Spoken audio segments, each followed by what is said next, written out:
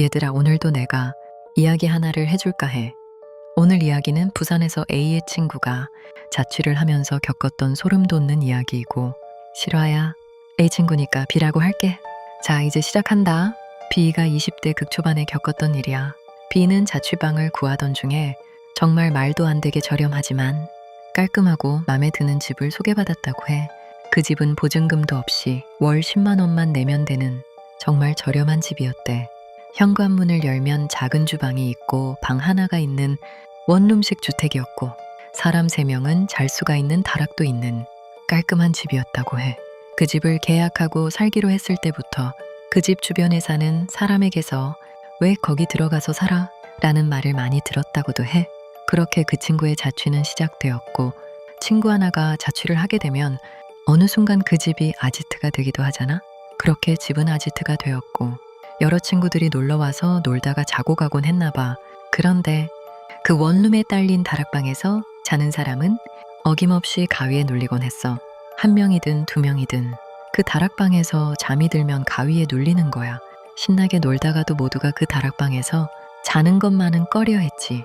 어느 날부터는 다락뿐 아니라 방에서도 가위 눌림이 시작되었어. 희한한 건 셋이 누워있으면 가운데 누운 사람만 가위에 눌리지 않는 거였지.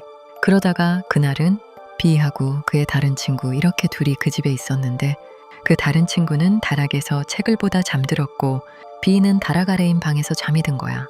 그때 B가 꿈을 꾸게 되었어. 평상복을 입은 여자가 있었는데, 그 여자의 손에는 짐승인지 사람인지 모를 머리가 하나 들려 있었고, 그 머리를 들고는 방의 장판 끝부분에 테두리 모든 곳에 묵묵 비비기 시작하는 거야. 꼭 무언가를 칠하듯이 말이지. 그 소름 돋는 꿈에서 깨어난 B가 벌떡 일어났을 때 다락에서 잠들었던 다른 친구도 똑같이 벌떡 일어났어.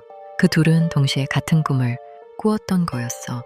다락에서 잤던 친구들이 계속 가위에 눌렸던 것도 너무 이상했고, 오늘은 둘이 같은 꿈을 꾼 것도 너무 이상하고 소름 돋아서 이들은 장판을 들어보기로 했지.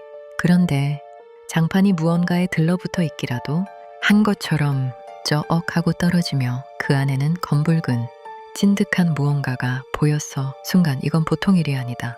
이 집은 문제가 있는 집이구나 생각이 들었다고 해. 그들은 경찰에 신고를 했고, 마침 주변에 사시는 어르신께 이 집에 대한 사연을 듣게 되었어. 원래 이 집에는 여자가 살았었고 남자랑 동거 생활을 했었다고 해. 그러던 어느 날부턴가 남자가 보이지 않았고 여자는 스스로 목숨을 끊었다는 거야. 그리고 나서 B가 이 집으로 이사를 오게 되었던 거지. 사실을 알게 된 B는 더 이상 이곳에서 살 수가 없었어. 경찰은 집을 조사하게 되었고, 이 사건은 뉴스에도 나왔다고 하더라. 그녀는 왜 목숨을 끊었던 걸까? 그는 어디로 사라진 것일까?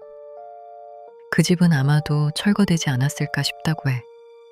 그 이후의 소식은 알 수가 없대. 집이 너무 저렴한 데는 다 이유가 있어. 물론 모든 이유가 다 무서운 일은 아니겠지만 그래도 조심하는 게 좋겠지?